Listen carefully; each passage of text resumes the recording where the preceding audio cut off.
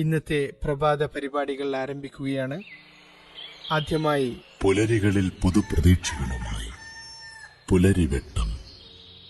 ഇന്ന് വീണ്ടും താങ്കൾ ഉറക്കമുണർന്നു. അവതരിപ്പിക്കുന്നത് ഹാരിസ് ഇബ്നു സരീം. മരണത്തിൽ നിന്ന് ജീവിതത്തിലേക്കുള്ള തിരിച്ചുവരവ്.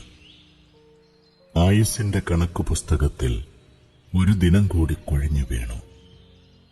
ജനനവും മരണവും ഉറക്കവും ഉണർച്ചയും സമ്മാനിച്ച സ്രഷ്ടാവിന്റെ നാമത്തിൽ പുലരിവെട്ടം.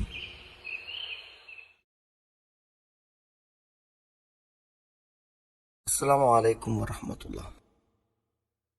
അൽഹംദുലില്ലാഹ് വസ്സലാത്തു വസ്സലാമു അലാ റസൂലില്ലാഹ് വഅലാ ആലിഹി വഅസ്ഹാബിഹി അജ്മഈൻ. അമ്മാ ബഅദ്. സഹോദരങ്ങളെ,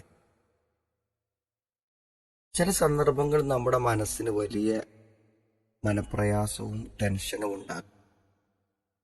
അങ്ങനത്തെ സന്ദർഭങ്ങളെ ജീവിതത്തിൽ നമ്മൾ ഓർത്തെടുക്കുമ്പോൾ അത്തരമൊരു സന്ദർഭമാണ് ആരോടെങ്കിലും നമ്മൾ പിണങ്ങുക, അല്ലെങ്കിൽ വഴക്കിടുക, ആരോടെങ്കിലും വല്ല വിരോധവും നമ്മുടെ മനസ്സിൽ തോന്നുക.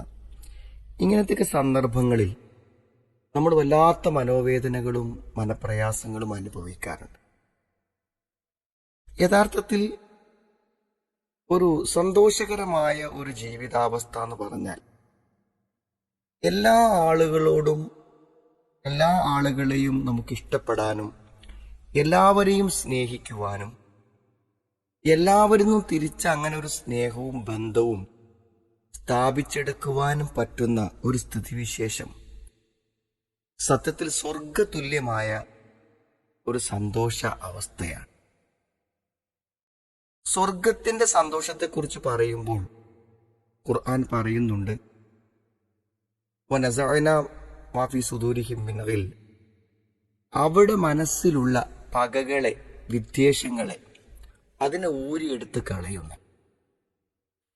അതായത് സ്വർഗത്തിൽ ഒരു വ്യക്തിക്ക് മറ്റൊരു വ്യക്തിയോട് ഒരസൂയ, അവന് വന്ന എന്തെങ്കിലും നന്മകളിലോ നേട്ടങ്ങളിലോ ഒരു മാനസിക വിഷമം, അതൊരിക്കലും സ്വർഗത്തിൽ ഉണ്ടാവുന്നില്ല എന്നാണ്.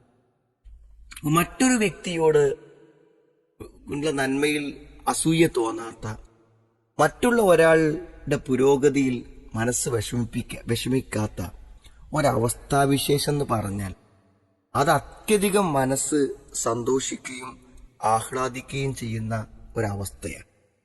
ശരിക്കും ഈ അസൂയ എന്നൊക്കെ പറഞ്ഞാൽ മനസ്സിന്റെ രോഗം തന്നെയാണ്. അപ്പോൾ മറ്റുള്ളവരുമായുള്ള നമ്മുടെ ബന്ധങ്ങളെ നന്നാക്കുന്നതിനുള്ള ഏറ്റവും അടിസ്ഥാനപരമായിട്ടുള്ള കാര്യം ഗുണകാംക്ഷയാണ്. എല്ലാവർക്കും ഗുണം കാക്ഷിക്കുവാനും എല്ലാവർക്കും വിഷമങ്ങൾ വരാതിരിക്കാനുള്ള ആഗ്രഹവും, അതാണ് സത്യത്തിൽ നമ്മിൽ എല്ലാവരിലും ഉണ്ടാവേണ്ടത്. ഇന്നമൽ മുഅ്മിനൂന ഇഖ്വ, സത്യവിശ്വാസികൾ സഹോദരങ്ങളാണെന്ന് പറഞ്ഞാൽ വളരെ വിശാലമാണ് ആ ആയത്തിന്റെ താല്പര്യം.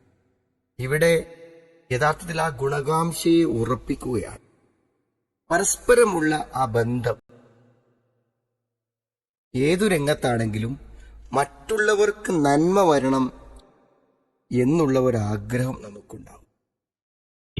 Peace Radio. Tune to reality.